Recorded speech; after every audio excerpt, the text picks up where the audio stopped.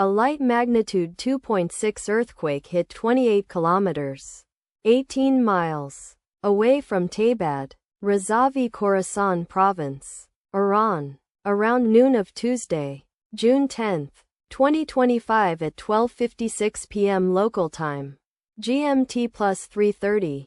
The quake had a very shallow depth of 7 kilometers, 4.3 miles, and was not felt, or at least not reported so. First to report, IRSC after 14 minutes. Data source from Volcano Discovery. Did you feel it? Let us pray. May the earthquake that occurred not affect our brothers and sisters there. May the earthquake not happen again. And may God protect everyone. Amen.